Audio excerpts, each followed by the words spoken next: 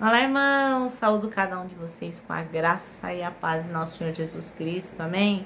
Meu nome é Miriam Anita e hoje nós vamos estudar o texto chamado Manutenção. Esse texto foi escrito pela irmã Ana Carolina Martins para o Manancial, que é um devocional que possui meditações diárias, baseadas sempre na Bíblia, né, que é a Palavra de Deus, e ele é produzido pela União Feminina Missionária Batista do Brasil. O objetivo do Manancial é sempre o de inspirar, exortar e edificar a nossa vida espiritual. Então, irmãos, como eu não escrevi o texto, quem escreveu foi a irmã Ana Carolina, o que eu vou fazer? Vou ler e contar para os irmãos aquilo que eu entendi, tá bom? Bom, agora que vocês já sabem disso, lembrando sempre que eu não sou teóloga, não sou missionária, não sou pastora, não sou nada dessas coisas. Eu sou uma pessoa que se alegra em fazer aqui esse devocional junto com os irmãos. Então eu espero que o Senhor fale ao seu coração como fala ao meu, tá bom? Vamos orar? Senhor Jesus, muito obrigada pelo privilégio da sua palavra, muito obrigada por podermos todos os dias termos essa liberdade religiosa de aprender de ti. Ó Pai, ensina-nos o que precisamos aprender e que a gente realmente leve a sério a tua palavra. É isso que te pedimos, em teu nome. Amém. Bom, irmãos, vocês estão ouvindo o barulho do mar? Uma delícia, né, irmãos? Eu tava vendo o outro vídeo e eu percebi o barulho do mar no fundo. Isso é música, música de Deus, né, irmãos? Bom, irmãos, então vamos lá. As minhas férias estão em curso, mas a palavra de Deus nunca tira férias, né? Então isso é muito importante e nós temos que lê-la, estudá-la todos os dias. Então vamos lá. O nosso manancial hoje pede que a gente leia Gênesis 18, 15 versículos, do 1 ao 15. É quando Deus promete dar um filho para Abraão. Então vamos lá? Olha, o Senhor apareceu a Abraão perto dos carvalhais de Manre, quando ele estava sentado à entrada de sua tenda na hora mais quente do dia. Abraão ergueu os olhos e viu 3 homens em pé, a pouca distância. Quando os viu, saiu da entrada da sua tenda, correu ao encontro deles e curvou-se até o chão. Disse ele: meu senhor, se merece teu favor, não passe pelo seu servo sem fazer uma parada. Mandarei buscar um pouco d'água para que lavem os pés e descansem debaixo desta árvore. Vou trazer-lhes também o que comer, para que recuperem as forças e prossigam pelo caminho, agora que já chegaram até esse seu servo. Está bem, faça como está dizendo, responderam.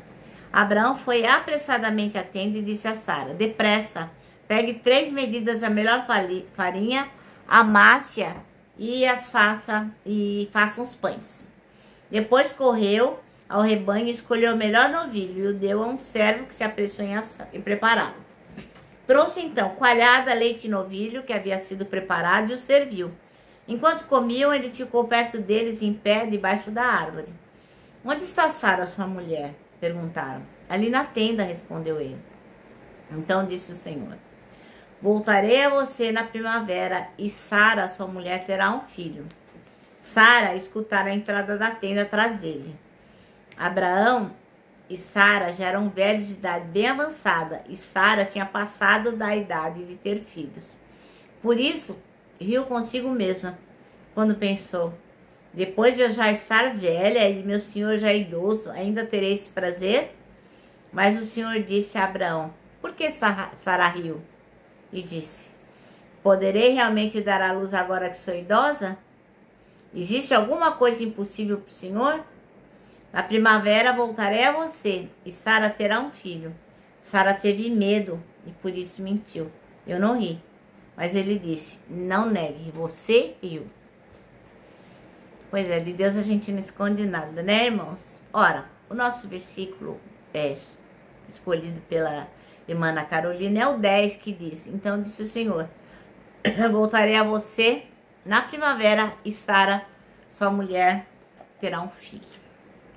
Bom, a promessa de um filho na velhice é uma coisa assim que é inimaginável, né? Mesmo hoje em dia, que nós temos tantas meios, né, de procriar, inseminação, tal, tudo isso, mesmo assim, na velhice, é uma coisa que deixa a gente de boca aberta, né? E o que aconteceu com a Sara? A Sara era bem velhinha já, e o Abraão também, e ela acabou, eu não acredito. Mas o riso da Sara não era de felicidade. Ela estava achando aquilo uma besteira, né? Imagina. Era um riso de incredulidade. A Sara falava, imagina, aonde que eu vou ter filho, já velha? Ela riu, mas não era de alegria, porque ela viu que o Abraão era idoso. Eles já nem deviam mais dormirem juntos, né? Ela já não tinha mais menstruação. Enfim, né? A probabilidade era zero, né? Como que um casal com mais de 90 anos ia poder gerar um filho, né? Uma coisa de forma natural. Só que ela esqueceu que isso era algo que só Deus pode fazer, né?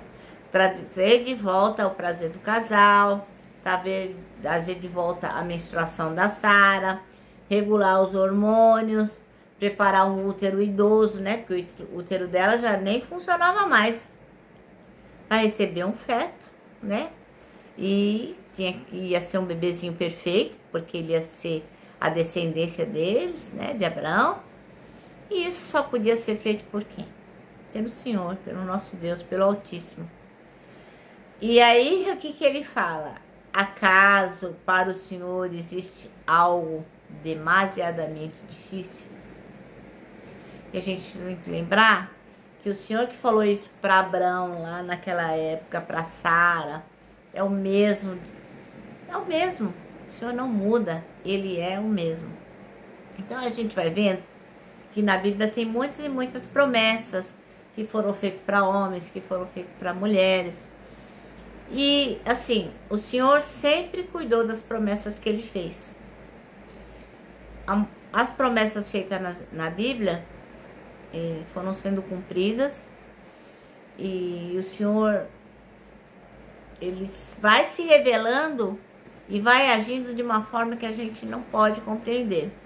Porque não tem nada nesse mundo que Deus prometa que Ele também não trabalhe para que seja cumprido. Então, às vezes, a gente fala assim, mas eu não quero fazer determinada coisa. Mas se Deus tem promessa naquilo, se você não fizer, não tem problema, Ele vai arrumar outra pessoa para fazer. A promessa dele não vai deixar de ser cumprida pela má vontade de outras. A promessa de Deus sempre se cumprirá, porque Ele cuida daquilo que Ele promete. Não tem nada, presta atenção, não existe nada que Deus prometa que Ele não trabalhe para ser cumprido.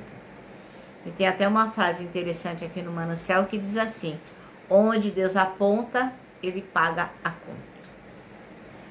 Ora, mais 2 capítulos para frente a gente vê em Gênesis 21 que o Isaac vai nascer, né? No versículo 6, a gente encontra aí a declaração da Sara.